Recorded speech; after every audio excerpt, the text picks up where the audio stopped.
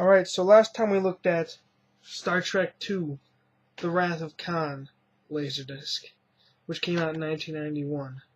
Star Trek II was really the first Star Trek movie that gave fans exactly what they wanted from a Star Trek movie. It gave them a great plot, tons of action, very lively acting from all of the actors involved, especially Ricardo Montalban. He did a fantastic job as Khan. And it was followed up by a sequel a year or two later, which dealt with the resurrection of Spock from the Genesis planet. Here is that sequel, Star Trek III, The Search for Spock, which deals with Kirk stealing the Enterprise and going to the Genesis planet against orders to retrieve the somewhat reborn Spock. It's an interesting sequel in that it doesn't quite match the intensity or the acting of the Star Trek II, and they actually replaced the actress who played Saavik in the movie. I believe she's played by Robin Curtis, but she was played by Kirstie Alley in the first movie, and it's definitely a much different kind of Saavik, a little bit more, a little less into her role than Kirstie Alley was. But basically, it's a much different movie, and it was the first of the two Star Trek movies to be directed by Leonard Nimoy, who of course plays Spock in the movie. Now, as you can see here, if you couldn't tell by the glossy finish, this disc is sealed and has been sealed since 1995 when the box set came out. I'm going to open it right now so that I can watch the movie and tell you about it.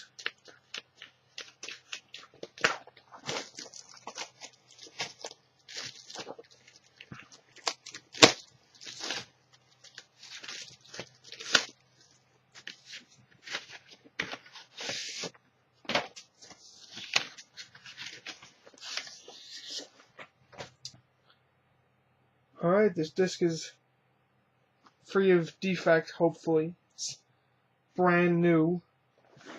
And I will see you guys after I watch the movie.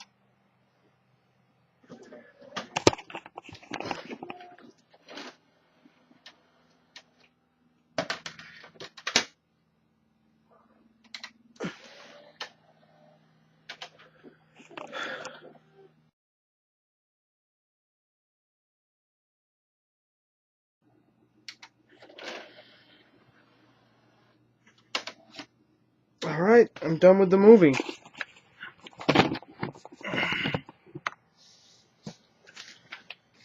As soon as I finish re-sleeving it, I will talk to you about the movie. It's no problem, ladies. Just putting them away. Alright, this is Star Trek III, as I showed you before. Let me position myself. Which is the kind of the oddball follow-up to Star Trek II: The Wrath of Khan. And it details the following from Wrath of Khan. The crew of the Enterprise steal Enterprise from the Federation after sabotaging Excelsior, and they race to the Genesis planet to look for the mindless body that was regenerated by Genesis of Spock, who is discovered by Saavik and David being Kirk's son.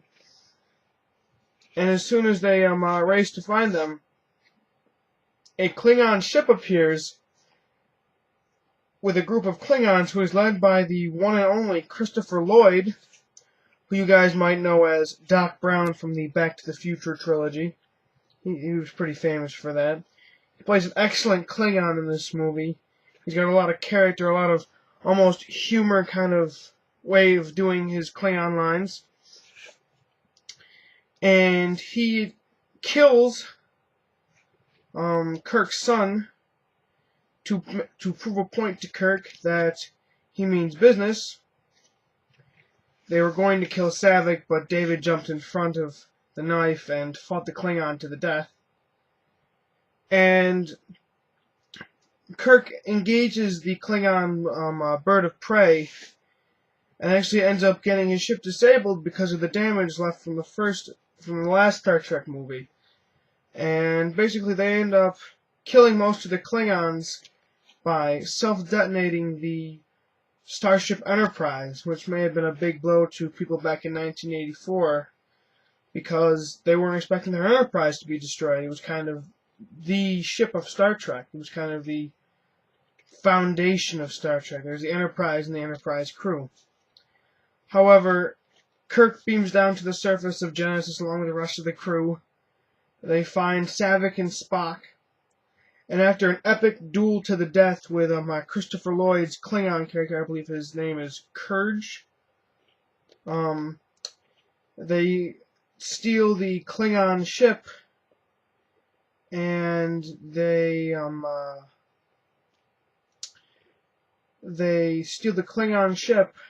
Sorry for stuttering and repeating myself, but they steal the Klingon ship and they head to Vulcan, where they rejoin the body and mind of Spock, as Dr. McCoy was harboring the mind of Spock after he mind melded with him at the end of Wrath of Khan. But enough about the movie. I'm sure you've already seen it already. Let's talk about the disc. As I said last time, these discs have Dolby Surround. I hate having to do this on camera because I keep on forgetting where I'm looking. These are Dolby Surround enabled, stereo enabled. There's a little Dolby Surround in there. This does not quite have the beast of a soundtrack that Star Trek II does, though. It has a lot less explosions and a lot less of a backbone to it. It's a much milder soundtrack. Even when there's explosions and the Genesis planet around them is breaking down, it just seems like a much milder, more cut back soundtrack. It doesn't have quite the force of Star Trek II, of Star Trek II's Dolby Surround track. It, like every single other movie except for Generations in the Star Trek The Movie Voyages box set, does not have chapter search, as you can see here. No, there's no chapters on the back of the sleeve, which is somewhat inconvenient unless you plan on watching the movie all the way through every time. Let's talk about the video transfer. This disc, unlike my copy of Wrath of Khan 2, had no laser out. However, I did see at the very beginning of the movie quite a bit of signal noise and film grain, and it just did not look very well. And also at the end, I noticed a lot of blurry picture on especially when the crew of the Enterprise beamed out from the Enterprise after they self-destruct and they get to the surface of Genesis. So obviously this isn't a perfect transfer. I would have been a lot happier with some chapter searches, a more supervised, better supervised video transfer. I also would have been much more satisfied if maybe they had remastered the soundtrack into 5.1 surround. That's really my one complaint with the Movie Voyages box set here, is that all of these movies are just re-releases of the 1991 remaster, which only put these in Dolby Surround. And by the time this came out, Dolby Digital was fully implemented on Laserdisc. I believe this came out after Clear and Present Danger, as Generations has Dolby Digital. So that's really my one only complaint. It does leave room for a sequel, and it does that very nicely. There's actually a little "The Journey Continues" little screen at the very end of the movie for the credits. So I will be talking about Star Trek IV, The Voyage Home, as soon as I get around to watching it. I will see you guys next time. Star Trek III, The Search for Spock. I'm not sure whether I like this movie. Everyone's got their own opinion on it. It's kind of a middle ground between Star Trek the Motion Picture and Star Trek II in terms of effects and plot. But I will see you guys next time.